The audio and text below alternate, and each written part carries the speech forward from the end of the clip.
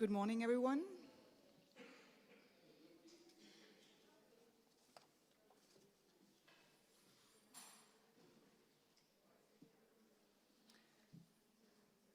A very warm welcome to our think tank session today.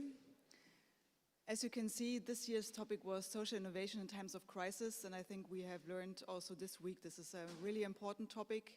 And I have the feeling that we're just getting ready to talk about it and to give the topic of social innovation the same importance that we give to technological innovation. So welcome from all of us. I'm here together with the best VP7 team, Science Within for Society, and we all welcome you very warmly. So what is the original aim of the think tank? It is really to bring stakeholders from different backgrounds together to create an open dialogue, and not only on the European level, but also on the local level, because often, we work beside each other, but often the stakeholders from the different institutions don't get the chance to really talk to each other. So we wanted also to change that with the local think tanks, and now we have the time and the opportunity and the privilege to bring all the local results together from the 7 think tanks and to talk about new insights, common problems, joint solutions, and what we can do together in the future. And that would be also the content of today's session. Is first an introduction to the topic of social innovation. Then we're going to present you the results of the local think tanks. And then I'm really happy that we have 3 panelists today for our panel discussion sitting here, and I will introduce you later to the audience. Okay, so the think tank, how does it work? We have one topic that is, democratically decided on, and then we have the think tanks. This year we had 63 experts in total joining us in the local sessions. And today we have the joint session, as I said, and in the end, with all the results taken into account, we will have a joint policy recommendation that will really pave the path to a future together on the topic of social innovation. What have we done so far with the think tanks? We have already had 2. In 2021, a really pandemic think tank, an online survey, and a discussion building a value-based community, value for your values. We had more than 1,400 participants participating in that think tank. Last year was a really important topic, circular economy, key to change and sustainability. That was a really important topic, and I'm really happy that the colleagues from Pavia are now writing a scientific paper about that think tank and the local results, and we can really push also our think tank, our EC2U think tank, on a scientific level. Yeah, and this year it was social innovation in times of crisis, as I already told you. So for us, also in the work package board, we first discussed, so what is social innovation for us? As you could imagine, there's tons of literature about that, and we read it all. Of course we did, we really thorough in that way. And then we really, tried to make it simple, because we really need a working definition for social innovation. And yeah, we came up with that, line of argumentation. When faced with a social challenge, we need new ideas, new ways of doing things in order to solve that problem. And in order to do that, it's a really vital part for social innovation. It is important to let the people that are, in trouble participate in the solution finding process, so that they really feel an acceptance, that they really feel self-efficiency, and so and in the end there is really a co-creation.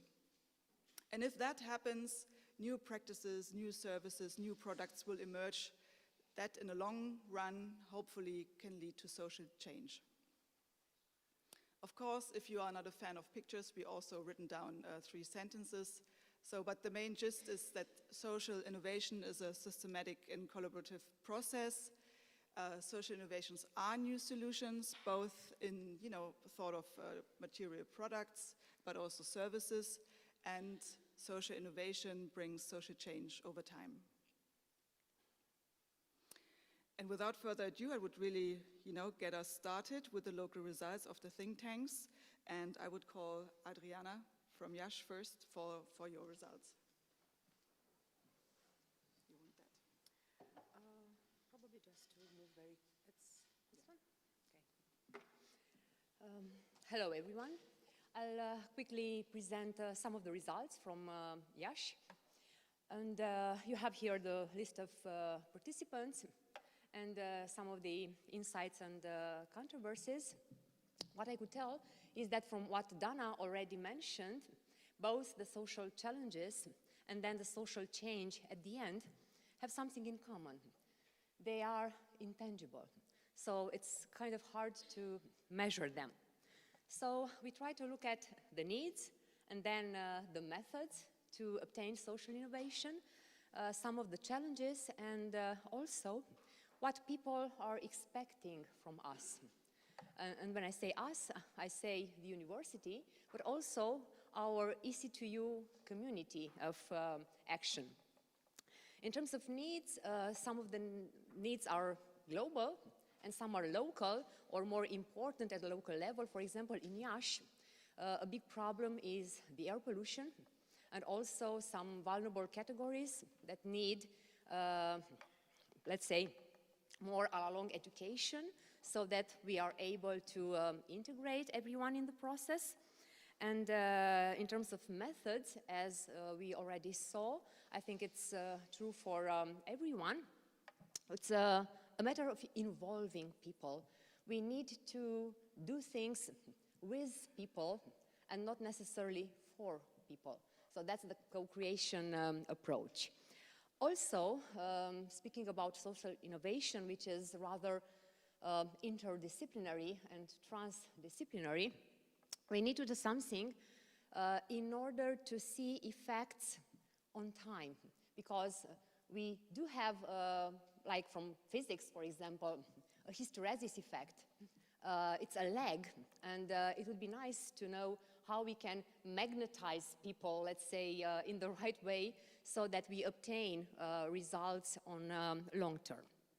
And then another difficulty is the fact that we don't only have to build new ideas or solutions. Sometimes we need to erase things, to deconstruct, and then be able to reconstruct. And of course, the problem of long-term reinforcement. How do we maintain good habits once they were obtained after the crisis is gone, or at least diminished? So these were the main points on methods.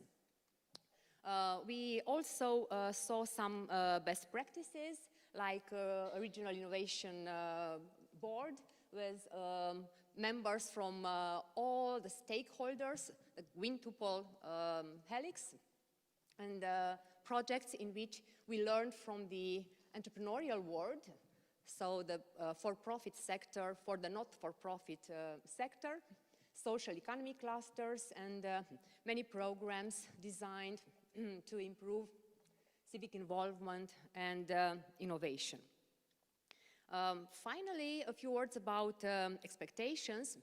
What people expect from the university is to be a model through their own behavior, because this is how people are following and learning. And the same is true for the EC2U. So we learn from our own examples. We learn through repeated exposure, because if we expose people in bigger communities to the same type of activities, then it will be easier for us to change. One more thing, advocacy, we need it, and we have the power to do this if we are a community, and we have to both attract people towards us and go towards them in their real lives in order to obtain change. Thank you.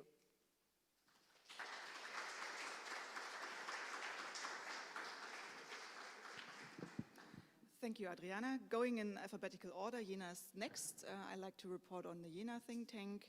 And first of all, thanks to the Jena participants. Julia Brad is here today. You were one of the participants at the City Hall, really nice event. And we had 5 more main points of the discussion. First of all, we talked about sustainability and evaluation. There was a boost of social innovation in the past crises, but what is really sustainable? We need evaluation and reflection for that. Also, we discussed about the two terms, innovation and tradition. As Adriana said, sometimes things have to be deconstructed, demolished, and that can be difficult to overcome or to improve traditional structures, but then we came to the conclusion not everything that is traditional is bad. So that was one main line of discussion. Also, it takes courage to walk new path, and you really need flexibility, and often the set administrative structure is not flexible enough to really react to emerging crises. And also, we had the university as a part of the think tank, of course. It was, as a reflection on the side of the university that is really needed for the university to further open up also to the topic of social innovation. And for best practices, we have a really nice idea. One of the participants yesterday in the session also mentioned that we have the citizens' budget. You can vote for, you can suggest and also vote for projects that are financed by the city.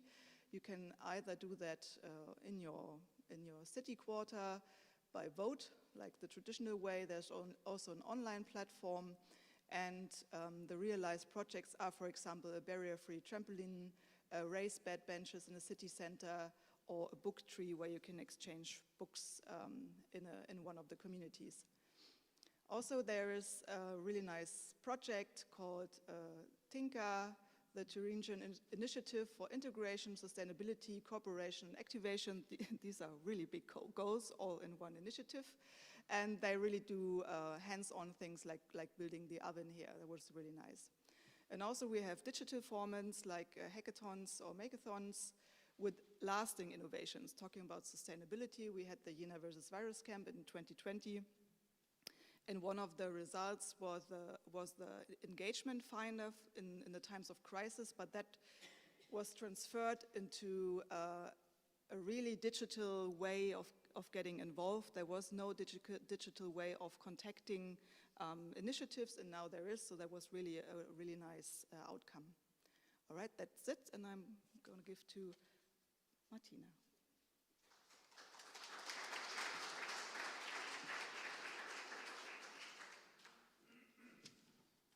Okay, here we go.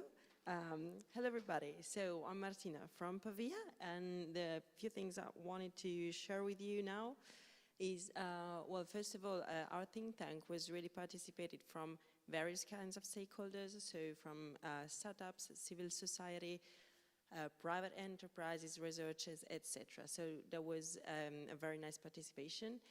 And as for the think tank, we decided to split the discussion in two lines. So one dedicated to health and social crisis and one dedicated to the environmental crisis instead. And this was decided in relation to how our stakeholders did experience and perceive the crisis, and the ones most challenging and most close to Pavia and to our territory. So on the one hand, as for this first line of discussion, one point that was really interesting to hear, an insight that I really wanted to share with you, is how the crisis in this sense was a real boost towards digitalization and multilingualism that really perceived and really got indeed a boost even in those fields that in Italy are often very slow to change. So this was really something interesting. While on the side of environmental crisis, something that came up from different kinds of stakeholders, from different backgrounds, was how the greenwashing is really perceived as a threat, so how social innovation has to cope with this one, and how this is actually undermining the real goals and the real benefits of social innovation. And another point in this sense was also the perceived need for more spaces of collaboration so that all the population and different stakeholders can get more engaged and can promote open-mindedness and promptness in receiving innovation. So these were some of the main points of our discussions. And as for the best practices examples, there are actually a few that I'd like to mention, but to be short, I'd like to say how it was commonly perceived that the link in between municipality and university was really like the main point, the main focal point for innovation and change. So this was, let's say, the focus of our best practices. And indeed, there are some, for instance, startup competitions that are they are boosted by the universities and supported by the municipality, and they were identified as some of the best practices in the territory. So more or less, this relation, this strong link, and the presence of, for instance, the polytechnological, so startup based and startup focused place for development, etc. So these were considered as the really like best practices where to promote social innovation. Yeah, so just to be short, I will finish like here. Thank you.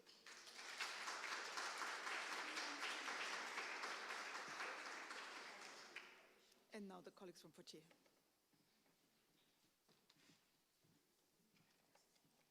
So, hello everybody. The third think tank of University of Poitiers was held on February 23rd, yes, and we would like to thank in particular the following participants, so Bastien Barnella, Marie Ferru, Jade Omer, Guillaume Pelic, Nicolas Ravel, and the audience. We were delighted to be able to bring together a variety of experts to discuss the challenges of social innovation.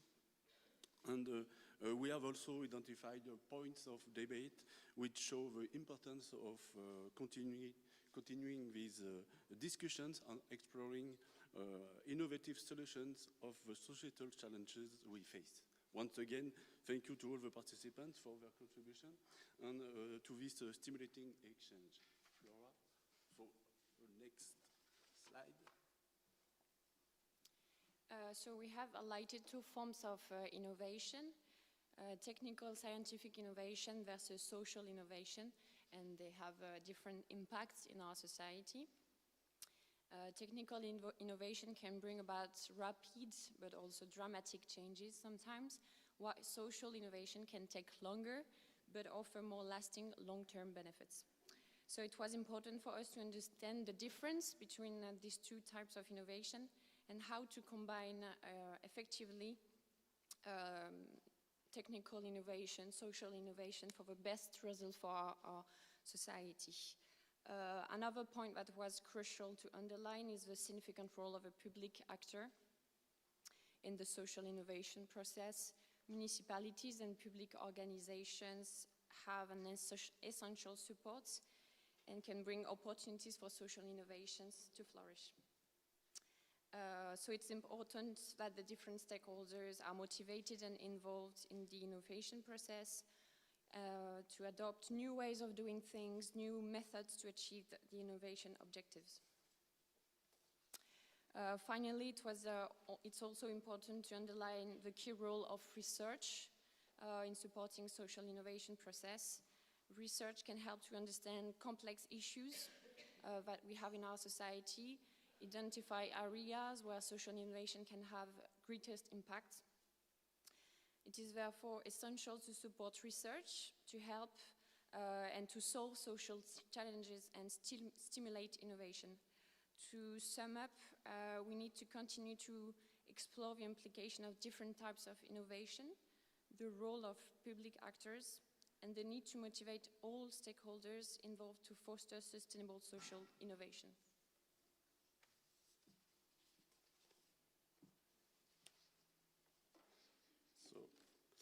Now I give you some examples of good practice in social innovation. These initiatives all have one thing in common. They have been set up to meet not included social needs. The first example is a maison cell, an agricultural farm that employs people at the end of their prison sentence. The second example is the association Le Logis de l'Espoir, which a shared residence for women victims of domestic violence. Another example is Yellow, of an innovative cooperative that develops and sells chopped straw insulation. This initiative aims to provide an ecological alternative to traditional insulation materials. Finally, we have Popotin, an experiment with 100% compostable nappies in the crèche of Bordeaux and Poitiers. These examples of a good practice demonstrate the importance of social innovation in our society. They also show how collaboration between different actors can be a driver for positive social change. Thank you very much. Thank you for your attention.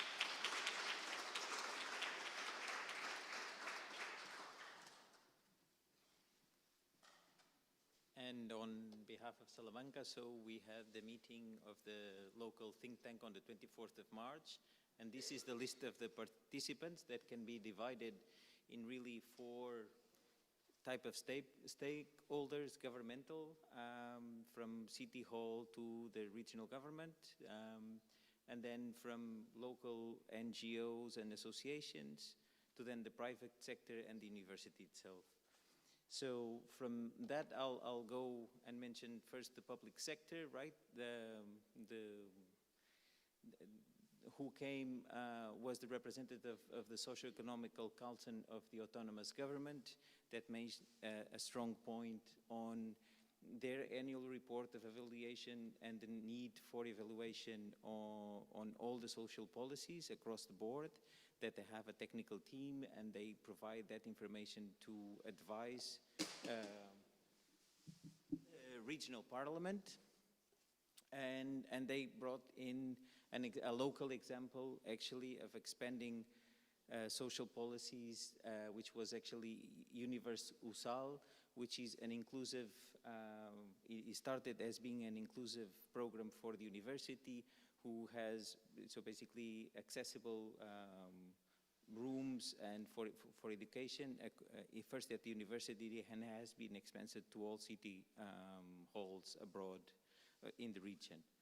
Right, then there was a concept brought in by this dichotomy between social innovation and technological innovation, and actually the Institute for Competitiveness of the Autonomous Region, their contribution was on the lines that they can also impact policy making in the way that we drive technology and having impact on people. So the example here is, for instance, when they were talking on mobility and sustainable mobility, at first all the calls were on technology basis, but now they're much more focused on what is that technology doing for people, right? So that's one thing. So you know, in placing citizen science and what is the impact on people of the technology. And then so the City Hall came with a awarded project, which is about accompanying elderly with basically a system based on phone and visits to manage you know, elderly people and especially during the pandemic. And that was awarded at national level. So it's a project on that. So, and then all of the others, because there's a little time to mention all this, I'll mention, so basically the first 3 are companies. But they're companies of a special sort, let's say. So the first one is a company that has a great percentage of disabled people, and basically that affects and has a recycling, an upcycle scheme, and they were focusing on their efficiency and happiness of their workers. And then, and I'll mention because of time, so for instance, the one of the Red Cross that everyone knows, the regional Red Cross, that surprisingly, the innovation there is that all their programs were based on operative measurement. So they were measuring their programs in terms of, we start the program to help these people, and they were measuring the effectiveness of the program, how many, but they would never know how many people, where were the people at the end of the program. So they made a huge effort to change that in terms of people and finding out what is happening to people. And then the last one, which is actually a school for minors under state protection. So basically that they are, adolescents, and they're trying to find placements for them and trying to build teams around placements for these youngsters. So basically, yeah, it was quite successful. I would say the think tank with a lot of different inputs from different stakeholders. And basically, yeah, the university also mentioned their own contribution in terms of this meeting in a program for mental health that they have ongoing by the social services. So basically here, as an overview, I would like to leave the importance that all stakeholders mentioned, that it's important to measure and it's important to have social participation. So basically on the definition of that. And basically the last thing that was as a surprise was the room where we were, which was called Pedro Dorado Moreno, which is a professor there that died in 1910, that was the pioneer in the legal doctrine for tutels, to minor tutels. And then so that was a surprise for all of us that were there in the room. And this is really one of the social innovations of the 19th century. So, yeah, so for Salamanca, this is the contribution on the think tanks.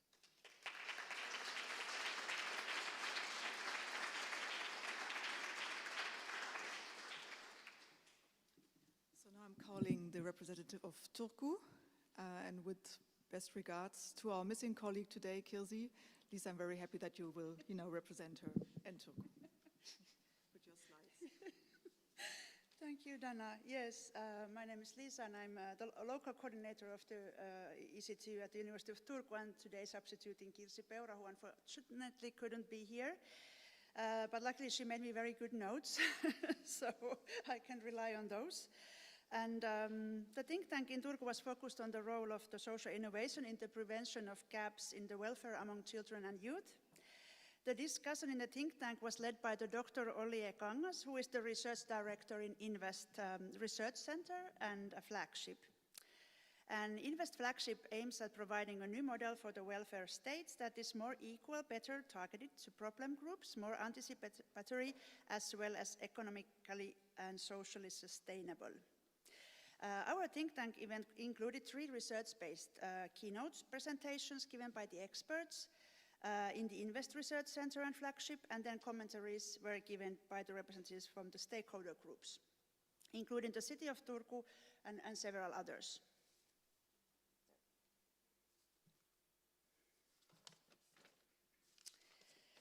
There were several different types of vulnerabilities and needs that were identified and discussed in the think tank.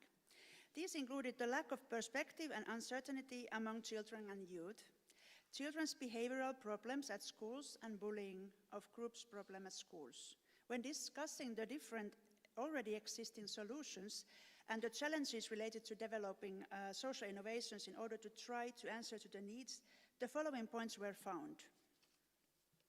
It is essential to understand the target group's reality, social reality. Each actors have their own roles. Pace of science is something too slow to read, too long forum behind. Not to innovate, not to innovate just for the sake of innovation.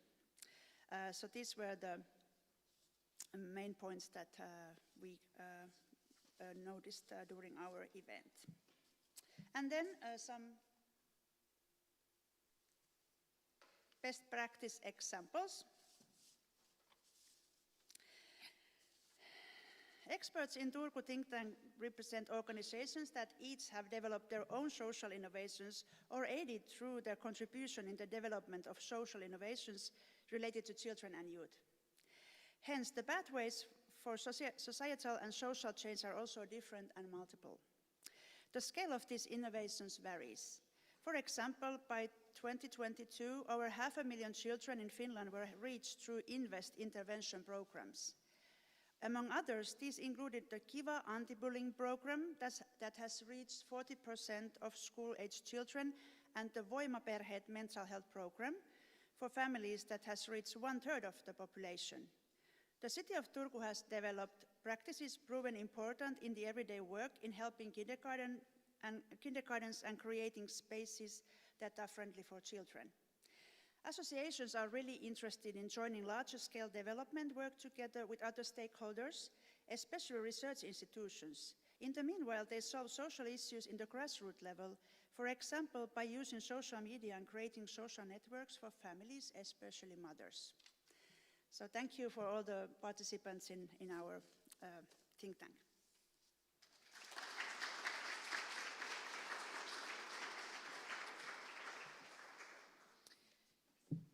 Yeah, thank you everyone. It's really always amazing to see all the local results. Once again, also thank you to my Work Package 7 colleagues that you all, pulled that off. It's not an easy task to bring everybody together and you explain what we are doing. You did a really great job, all of us did, and the results are really, really, really interesting. So if you have time, we will have a nice report. I think it's about 50 pages, but it's a good read. Not just for bedtimes, but during the day also. Okay, so what is going to happen now? We just finished the show of the local think tanks, and now we are going to do to the panel discussion. That will also have an interactive part. So you can also be part of that discussion. And as for all the think tanks, it's really important for us that this is a safe space for respective exchange and constructive discussion. We have written a think tank charter also that is really important, that was really important and still is really important to us, that all the exchange is really on a respectful basis. So how do you participate? Just to give you an outlook. Just trying to decipher the movement.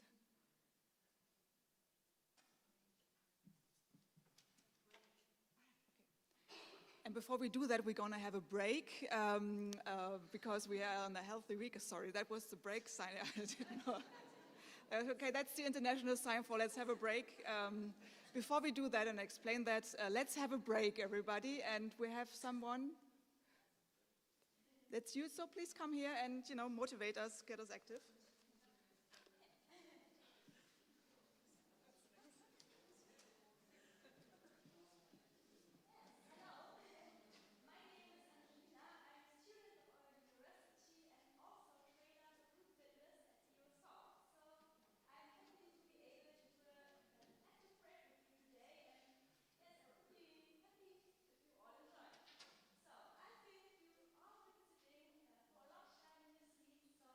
We are all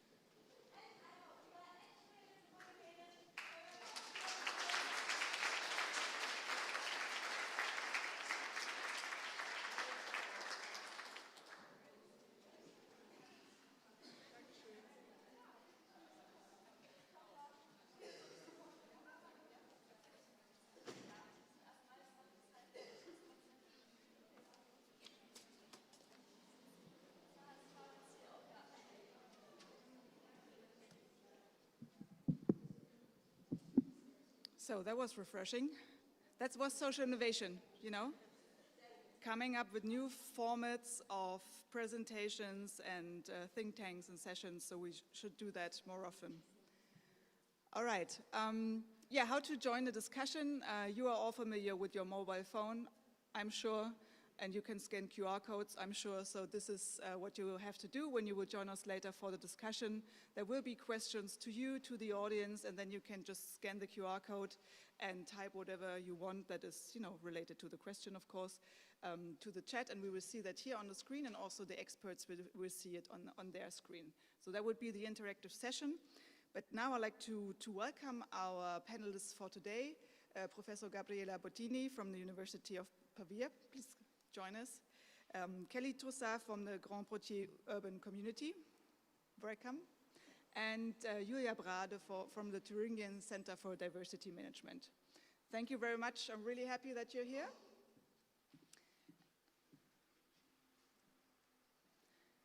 And we want to do it in the following way. Each of our panelists, our experts, now has the opportunity to speak for several minutes about their perspective on the topic of social innovation. So we'll start with the perspectives from the scientific world. And Gabriela, thank you for coming.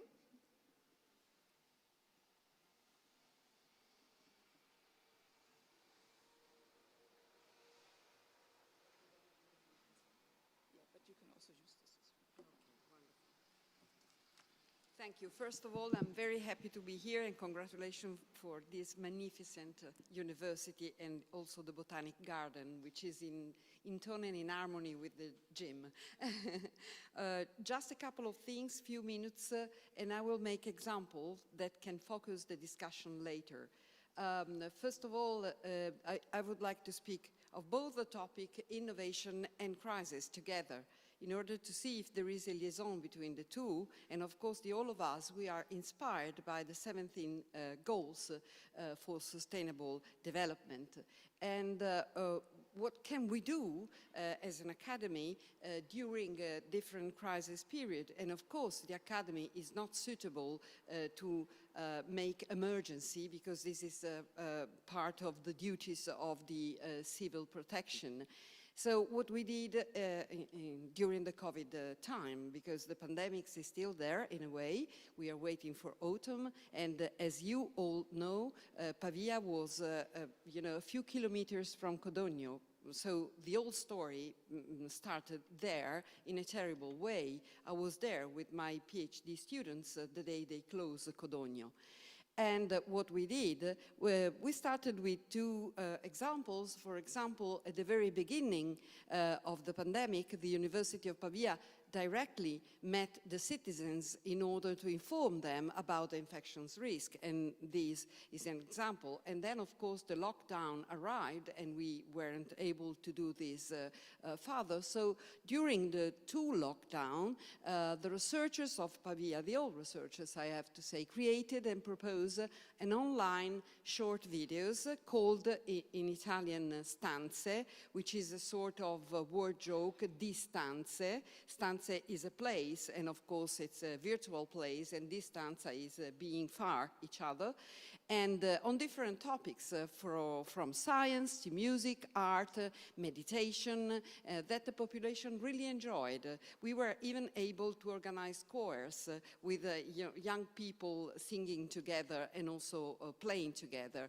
And we were inspired by the model of well-being. This is a model that still inspires all the initiative related to innovation. And what we also did, we organized and implemented a number of projects to support healthcare professionals, university students, and their families.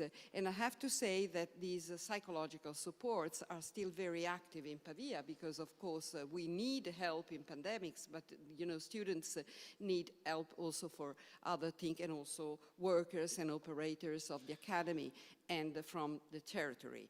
And we have a lot of help by these beautiful network of the 17 colleges of the University of Pavia, and I think that this is one of the most attractive features of our university, also because it's a very strong multi-ethnicity experiences. What are we doing now as an academy? Looking at a more extensive problems concerning the whole world, because as the Yash colleague said, we need to be a model for people, and not only for the closed territory, but also for the world. And what we did, we founded an association, the name is BridgeNet, Daniela Ovadia is here, and she founded with me this association. And what is this small association? It's a bridge, intends to build a virtual bridge toward the students and their families living in countries in difficulties. And we are operating a lot. For example, we work with refugees from Birmania when Birmania started with a big problem, social-political problem, as you know. And then we also work with students coming from the Afghanistan. We had problem to having the students coming back, all already related to our university, but they were in their country and they weren't able to come back. And then, for example, we funded students, especially women students in Iran, and this is a big problem. And then we have a biologist and an archaeologist working with grants in Italy at the University of Pavia. And here are some examples. For example, we went directly in Ukraine. Daniela is there. We went together twice. The first time we spent 1 week in a refugees camp, and then we also brought material to an association who is working on the field of the war. And so, I mean, those are the kind of initiatives. And for example, now we are working for Turkey and Syria because the recent problem. So this is just a couple of examples. And of course, the relation to the territory that we discussed very nicely a couple of days ago during the work package.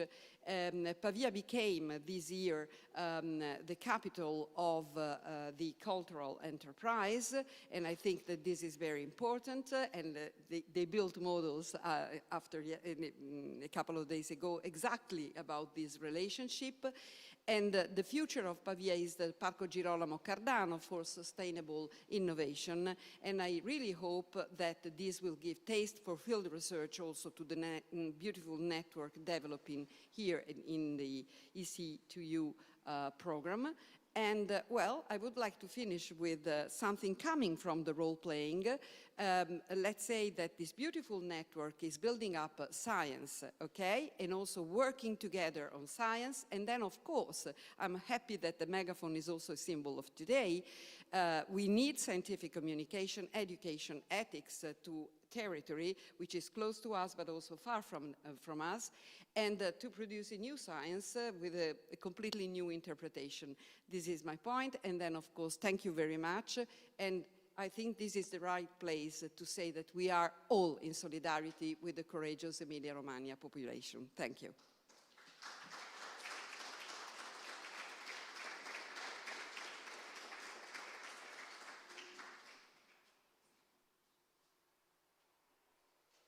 Thank you, Gabriela. I'm now opening the floor for the perspectives of the municipalities. Kelly, thank you for being here.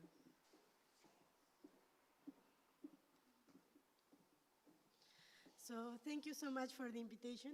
I am Kelly Trossard, and I am responsible for the coordination of European projects at the Grand Poitiers urban community.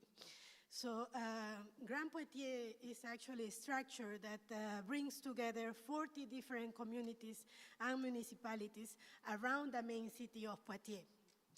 And the relation of Grand Poitiers to social innovation is actually taking place through what is called, or through our involvement in what is called the social and solidarity economy. And how we are supporting this very important ecosystem or the creation of this very important ecosystem in the 40 communities that constitute Grand Poitiers. For Grand Poitiers, we believe that as public actors, we play a significant role in the social innovation process because we can provide our support to the social change agents. We can also provide our technical knowledge to those small enterprises that are seeking to enter the social economy. And we can also provide them with key opportunities and a platform so that they can meet other social change agents and they can learn from each other, and it's through this exchange of ideas that we can actually reach the purpose of social innovation, which is social transformation. So the ideas, sharing these ideas, the innovative approaches that we can come up through dialogue and through sharing and talking. So I will stop here because I think we will develop the questions later on and I will tell you more about Grand Poitiers.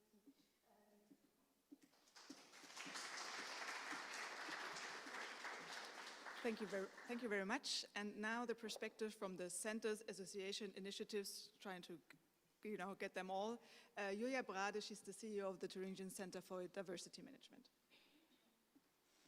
Thank you, Dana. Thank you for having me here. I'm very glad to talk about with you and to discuss this very important topic.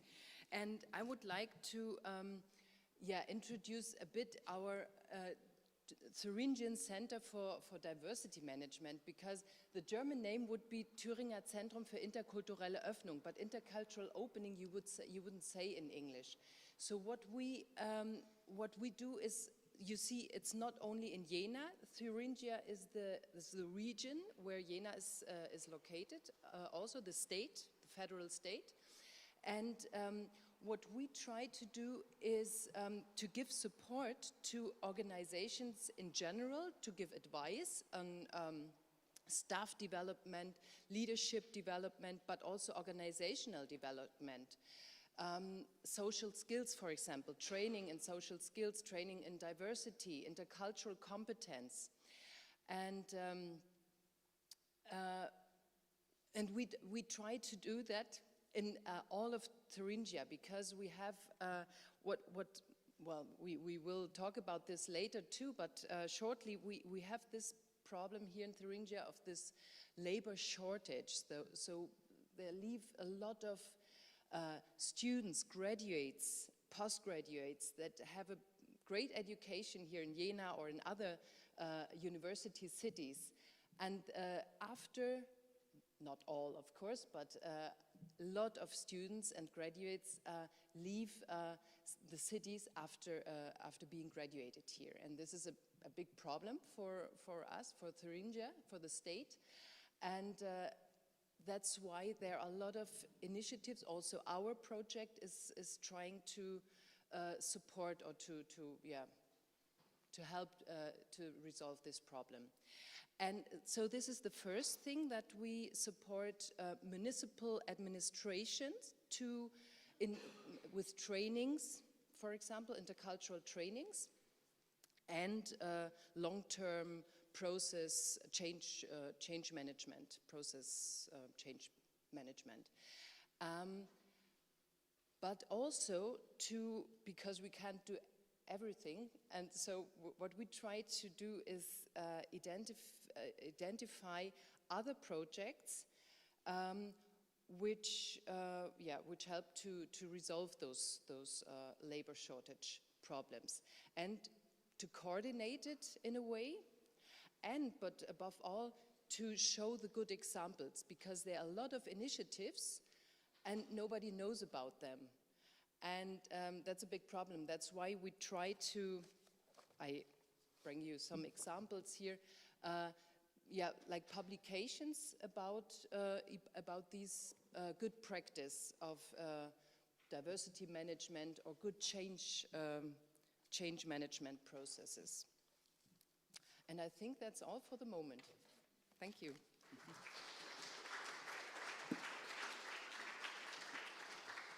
Thank you very much, Julia. So now it's time to really get into the discussion. You've get an overview of all the local think tanks. You got to know our experts today.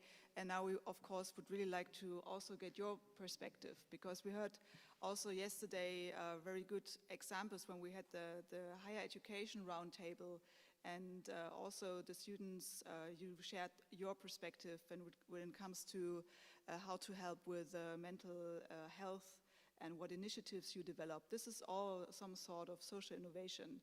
You can look at it that way. So you are really the experts also on that topic, to also determine what is needed to promote social innovation, to really bring change to the university and to the city. So that would be the first question for our interactive part, and I will go to the Slido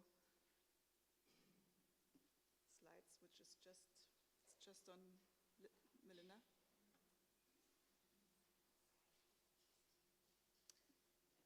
It's on the laptop, but not on the screen. How do I change that?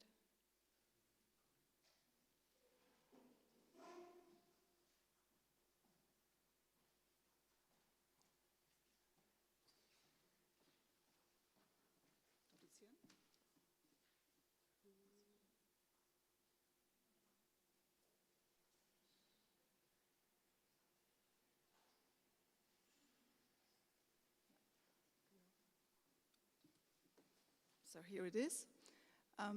What is needed to promote social innovation at this university and at the city? Take out your phones, scan the QR code, and start typing. Everything will appear on the screen.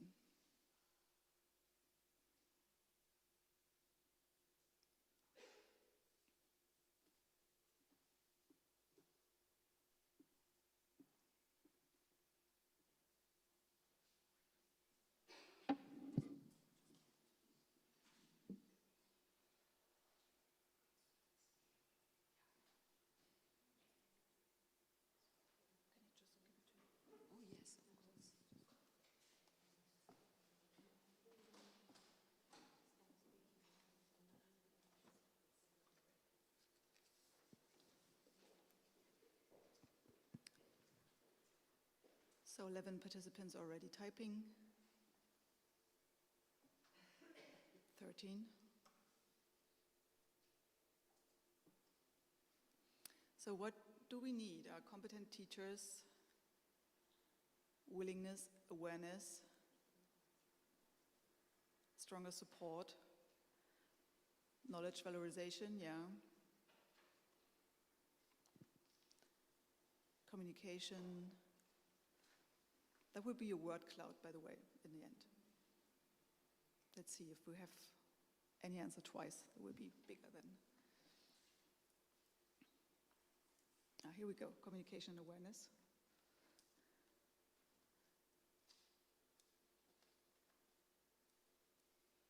Acceptance of failures. Yeah, have a positive culture about failures.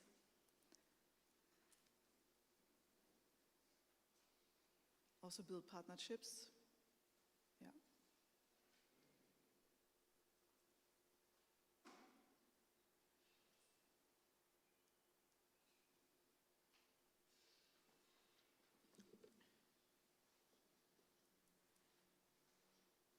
We have also real needs analysis.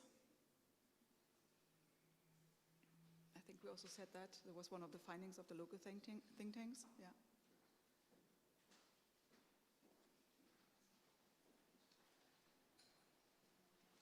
Okay, I think we can start, and maybe Gabriela, you could be the first to comment, and then just you can just grab the mic and let's get into a discussion. Okay. Yeah. First of all, very beautiful. I mean, this is very good also for the visual integration with.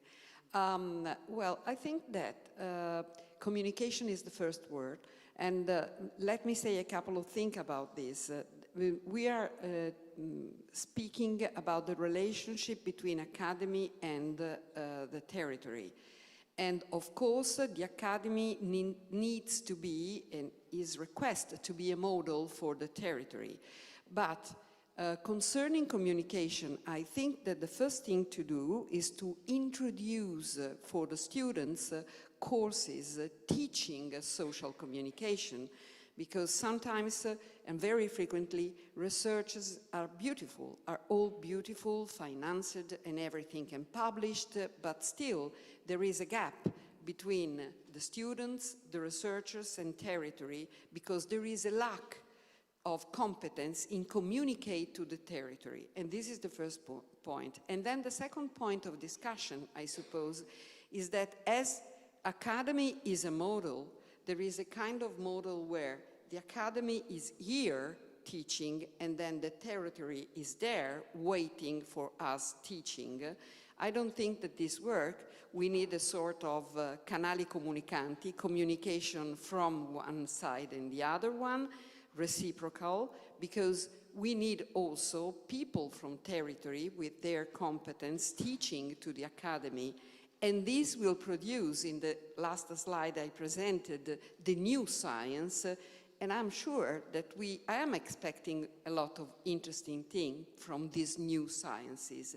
Those are two crucial points. And then, of course, long-term support. And this is also a component that in Italy, but I'm sure also in Europe in general, is one component of the evaluation of the third mission and public engagement for all the academies of the Ministry of Studies. So we need long-term support. So maybe this is really good food for thought, but maybe from the perspective of the city, I think that to promote social innovation, we need three key things that have already been raised, I think, by the participants. And the first thing is to raise awareness, but to raise awareness not only about the social challenge that we are trying to overcome, but also to emphasize the new solution, the new contribution, the new idea that we are bringing to the table. So raising awareness is key, outreaching, and also trying to sensitize people to not only the problems, but to the solutions that are already in us. The second thing that I would like to highlight, I think, and that is very important, is that to support social innovation, we really need to have a plan. We need to have an operational roadmap that clearly show us the way to go. In this roadmap, we can include all the activities that we are going to implement in order to achieve our specific objectives. And the third thing, and I think the most important thing of all, is that we need cooperation and collaboration in order to maximize our chances of achieving social transformation for all. So I think, it has popped up several times, the need for building partnerships and working together, but also supporting each other. Because I think we have the solutions in us, but sometimes it's true that we need to better communicate so that the solutions can be brought out.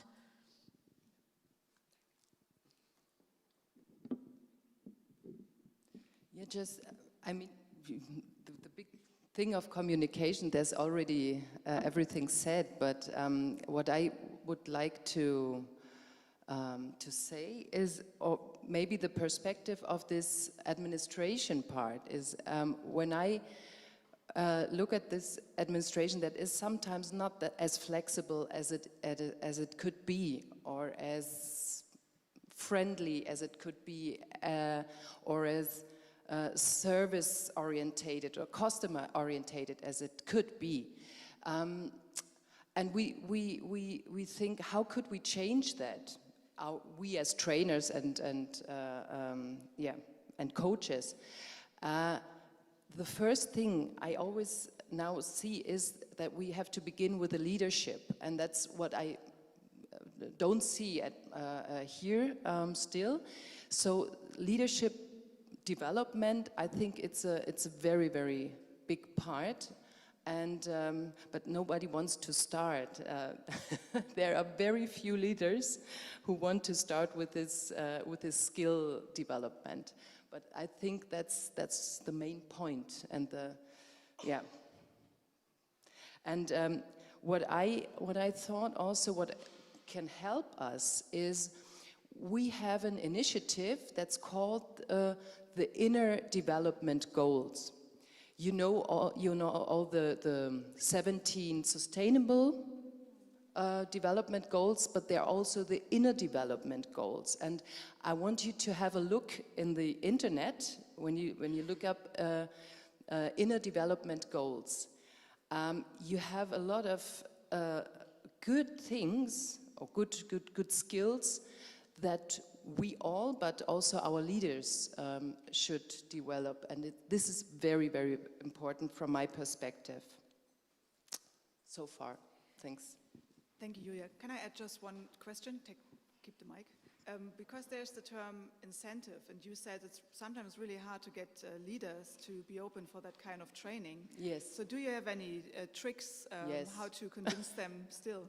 Yes, just the word labor shortage. But yeah, it's not as easy, of course. They really have the problem now, and they see that they will have the problem in 5, in 10 years, also already in 2 years. They have to start, and they see that with this short-term measures, they reach a lot, they achieve a lot, but they also have to think in long term, and that's what's so difficult. But that's our job, always to remind them that without long-term thinking and long-term acting, they won't resolve this problem of labor shortage. Yeah, it's a long anthem. Okay, thank you. So let's continue with our next question, and I want you to grab your phones again. We heard a lot about, social innovation in times of crisis. In which other areas do we need social innovation? I think we heard, as I said, about the mental health yesterday. That is also still an area. But in your opinion, where needs to be social change? Where do we need more social innovations?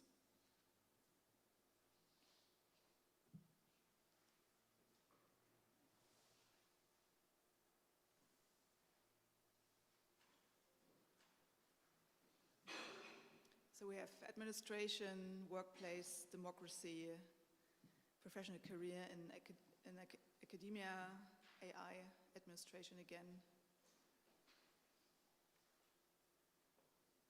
environmental protection. The answers will not all come in, and we can scroll through them.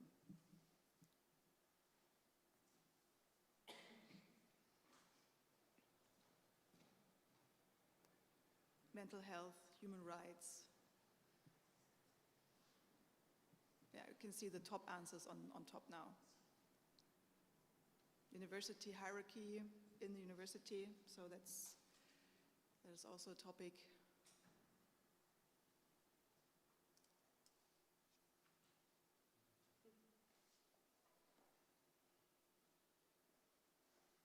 Growing number of elderly people. Parenting, yeah.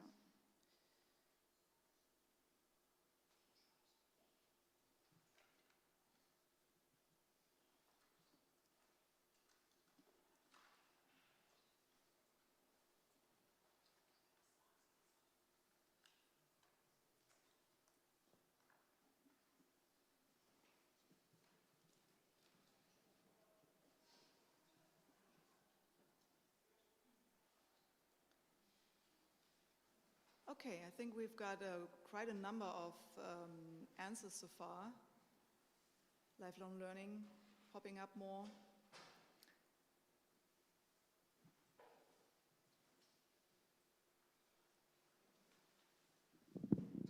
So I will scroll through them again.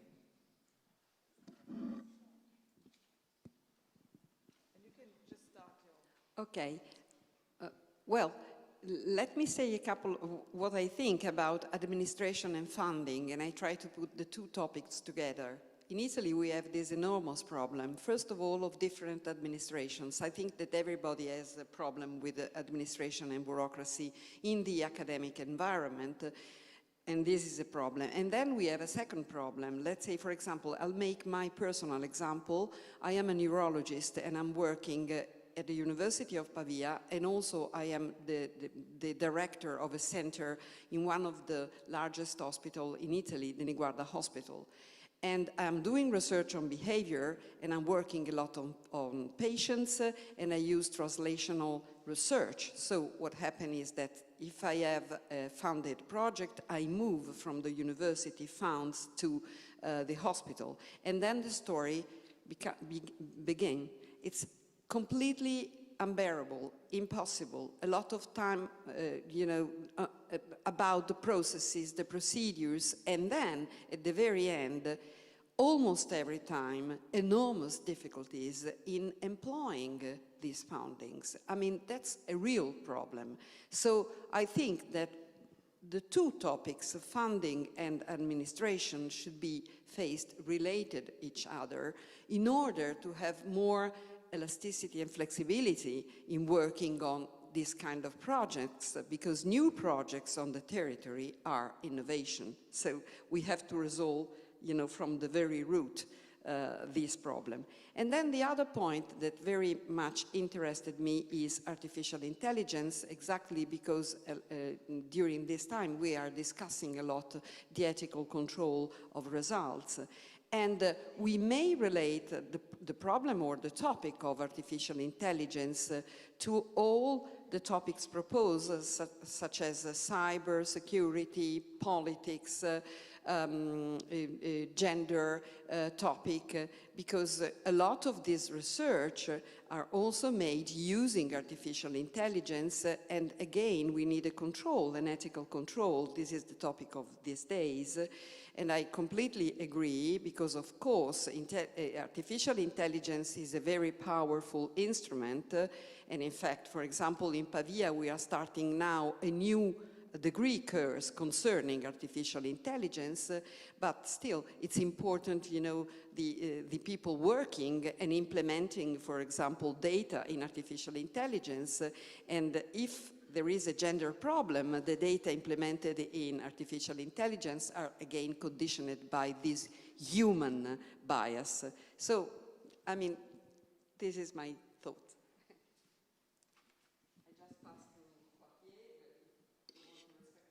Yeah, I just wanted to ask you, Kelly, which of the topics are you already addressing or plan to address at the city level? I'm asking now the city version. Okay. Yes, I'm actually going to focus on the economy, because I saw the silver economy, but actually I think that social innovation is needed actually in all areas of life. So it's difficult to make choices and just say, identify one specific sector or topic. So, but in Grand Poitiers, for a few years now, we have been working on how to bring social innovation to the economy.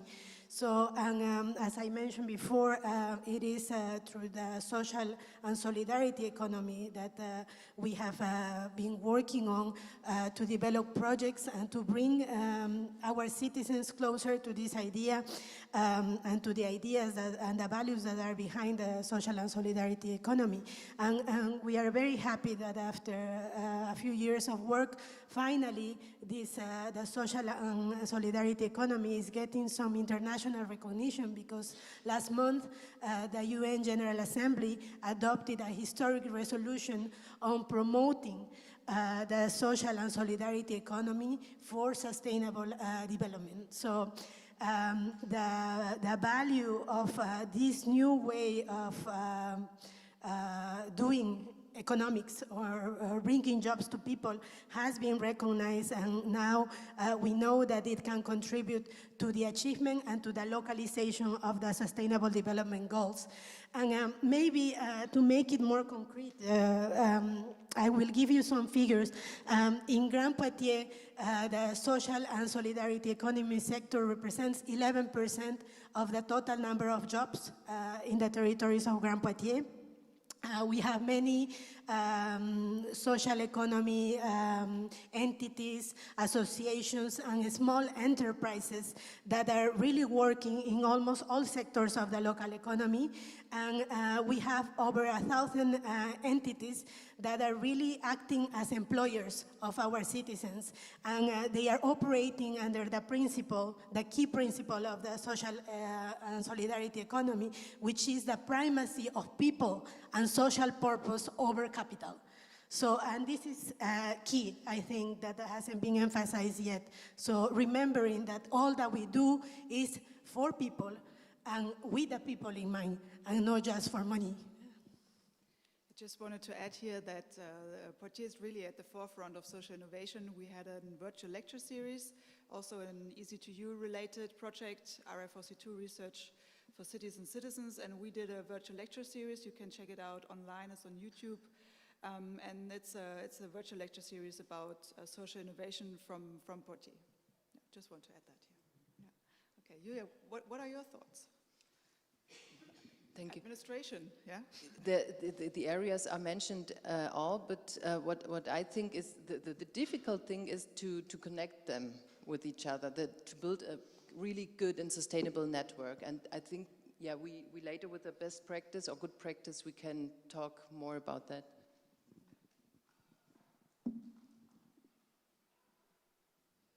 All right, so let's move to question number 3, which is also the last question for today. We have still some time. So what is really, really interesting for us is how can we learn from and support each other, both on a local level and across Europe. We're here, we are the EC2U Alliance, and we really want to also be a pioneer of social change, and we have the opportunity to do that. We have the knowledge square, we have the research, we have the teaching, we have the service to society, and also the transfer and innovation. So we really are able to do something, but we really need also ideas also from you, because it's social innovation, the stakeholders' perspective, the people's perspective is important here. So what are your ideas how to learn from each other?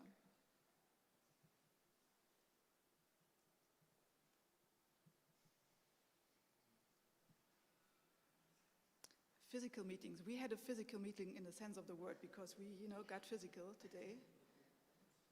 Engage in EC2U. That's a good advice.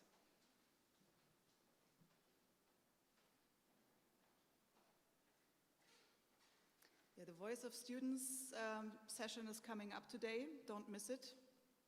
You're all invited to do that because students worked really hard this week and we're really excited about the results.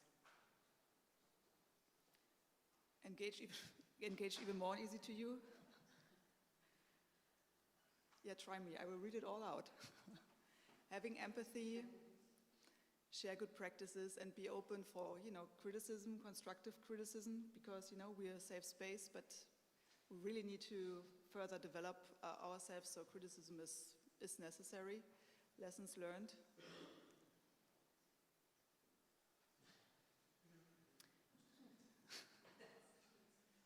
I like you. So EC2U, yeah. And also citizens' participation in city partnerships. That's really nice, not to have that on the level of the representatives, but also of the citizens. Yeah, really nice. The Global Campus, that's a combination of global and local, the place where you can meet people from all over the world. Common projects apply for funds. Intersectional, interdisciplinary exchange, bench learning.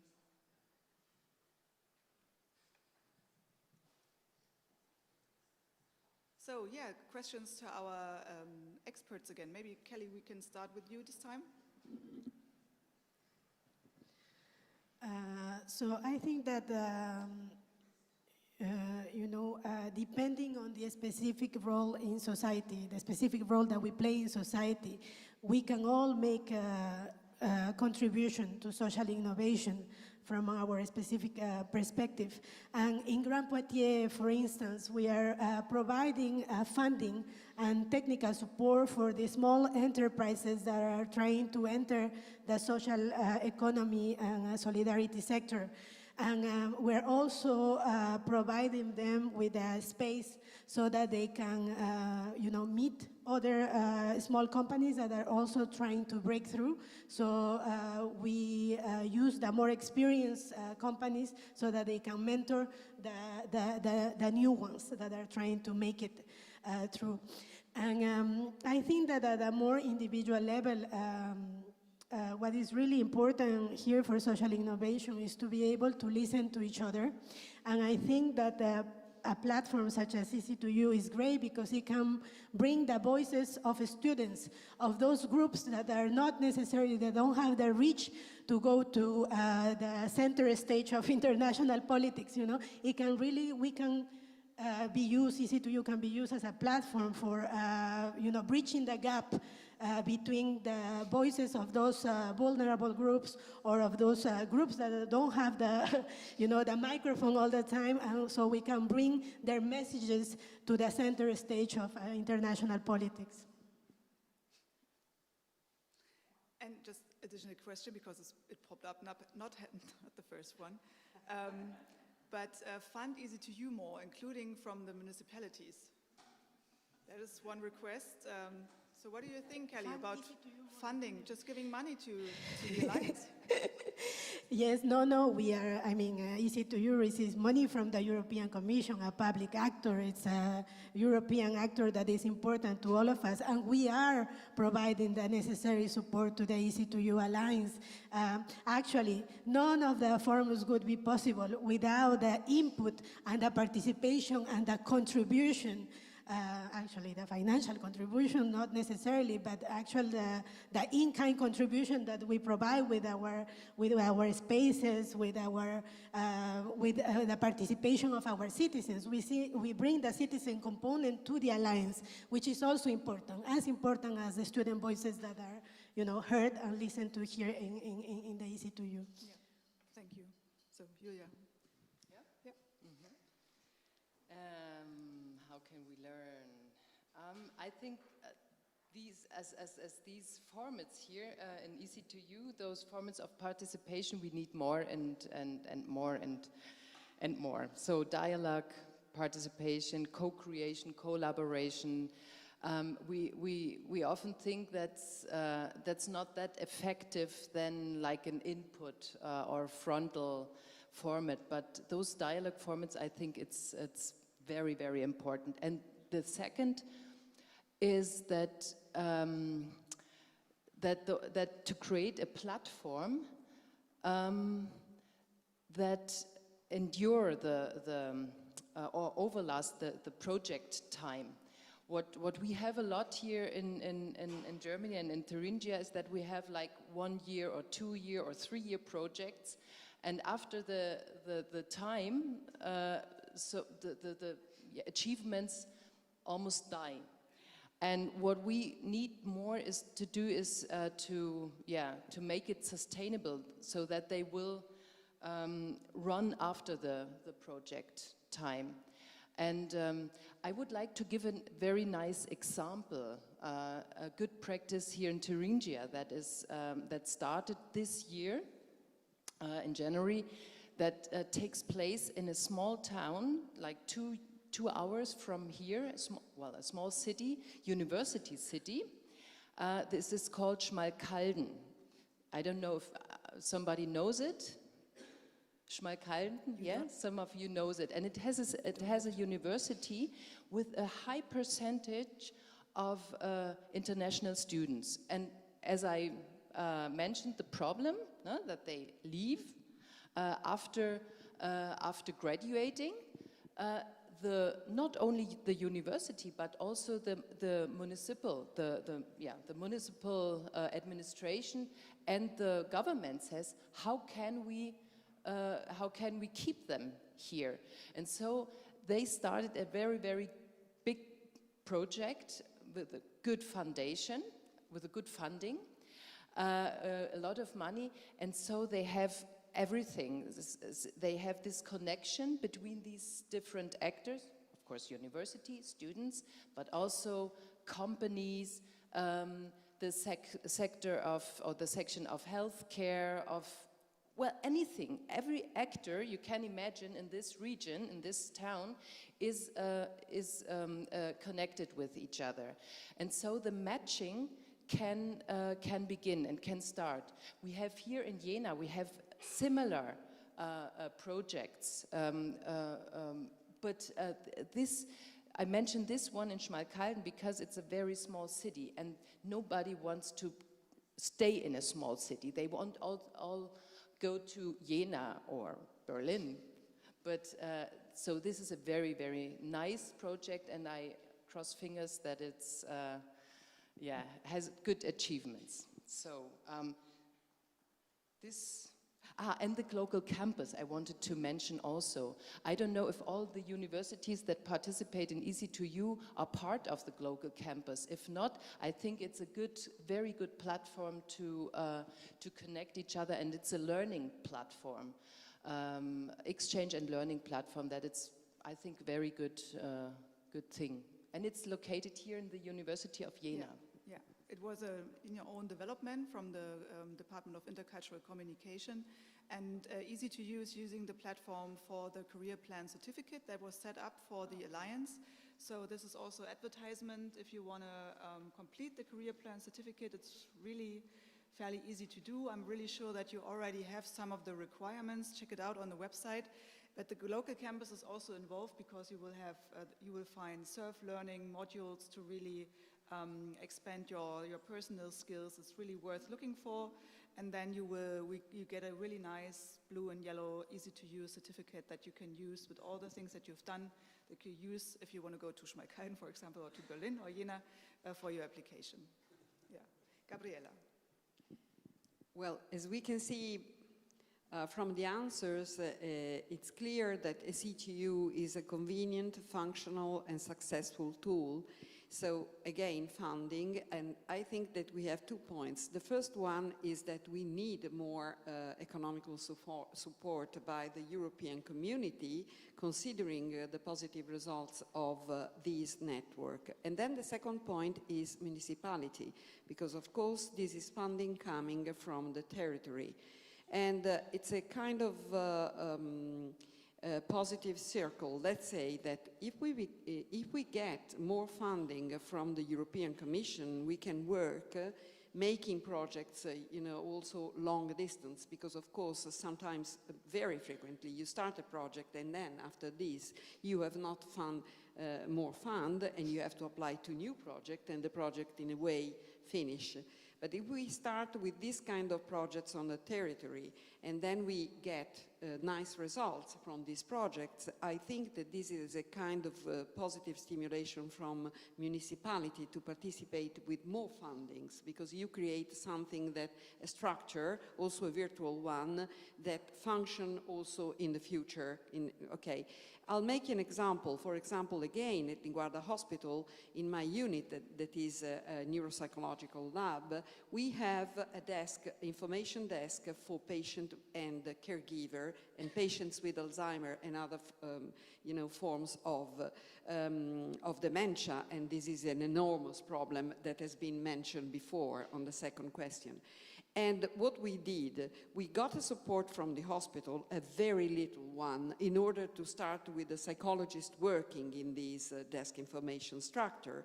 And then, as it functioned a lot, then we have a very small funding from municipality. But this is very nice, also from 2 different municipalities around the hospital of different political position, left and right.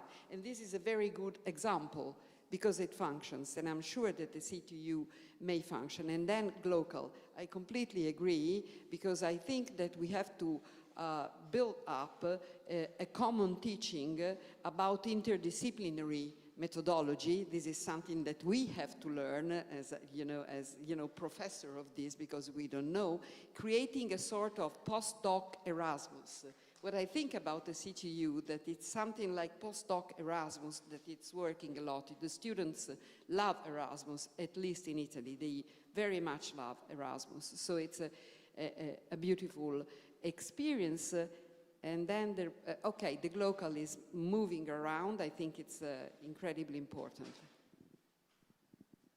Yeah, thank you very much. I cannot offer you an EC2U beer party, but I can offer you a coffee break now. So let me say thank you once again to you, to our experts, and to our colleagues here, our Work Package 7 team, and Melinda, of course, and Claudia is the Work Package 7 co-lead. So stay social, stay innovative, and see you at the coffee machine.